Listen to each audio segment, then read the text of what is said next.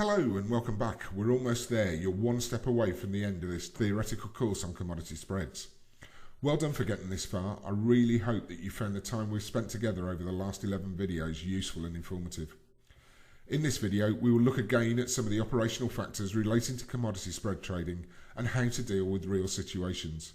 We'll begin with a look at some of the more operational factors, the things that often lead to confusion amongst a number of people who approach spread trading for the first time, and look to remove any possible doubts about the construction of spreads. Now, I know some of what I'm going to say may sound simple now, but I'm sure it will come in handy when you begin to place trades in the platform for the first time. So, ask yourself a question: bullish or bearish? Or to simplify it, upwards or downwards? That is to say, once you've put a spread in place, will it benefit more from a bullish or a bearish movement of the raw material? Here's an important point in respect to creating a strategy for a futures spread. The nearest expiry will react to change at a more significant rate than the future with a longer maturity. Why? Putting it simply, the nearer deadline is more sensitive compared to the longer one in respect of imbalances of supply and demand and macroeconomic news.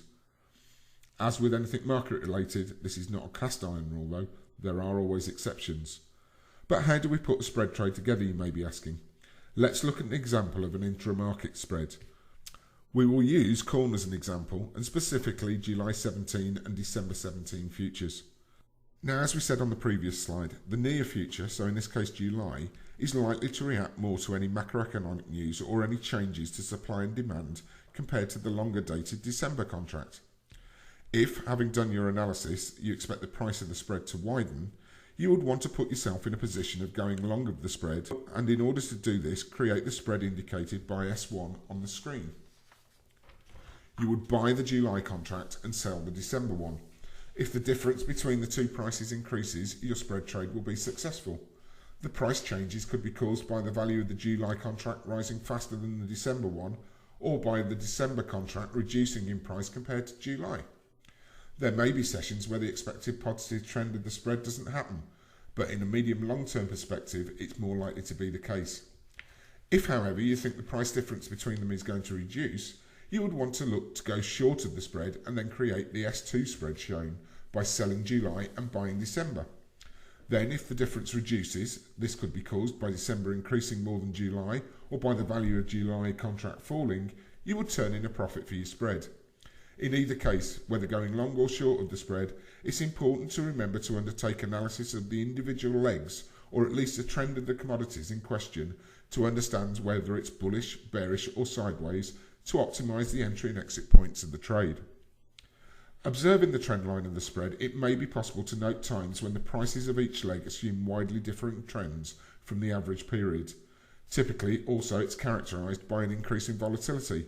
These developments can be considered excellent opportunities because, especially in the case of spread trades, it's very likely there will be a subsequent realignment, physiologically dictated by market conditions. That is to say that two of the same commodity futures can have extremely different prices for certain periods of time, but it's logical to think of their possible realignment because they're based on the same raw materials.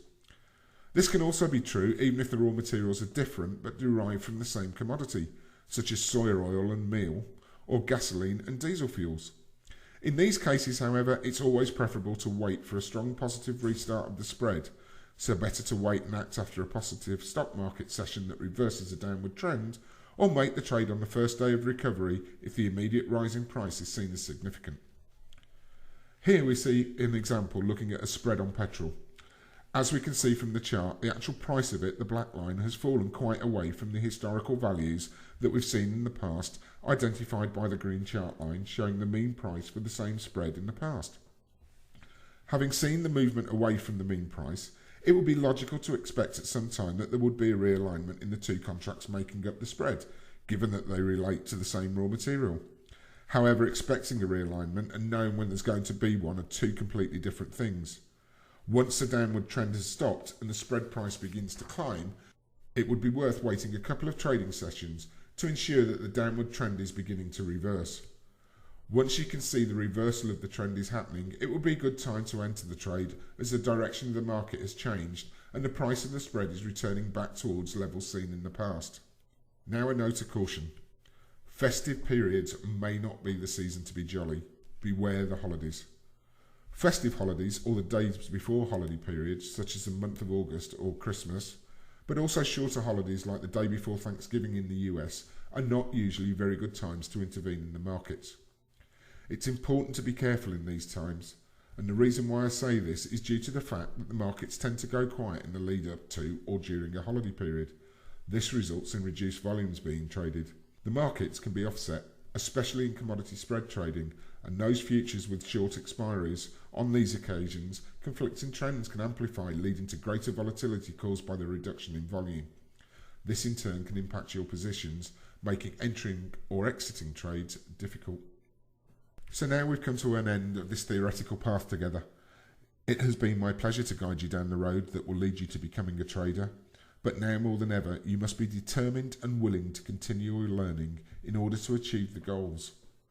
Remember the rules of money management. Ensure that protection of your capital is at the forefront of everything you do, and that you build your plan and strategy and stick to it. Thanks for listening, goodbye, and good luck in your trading career.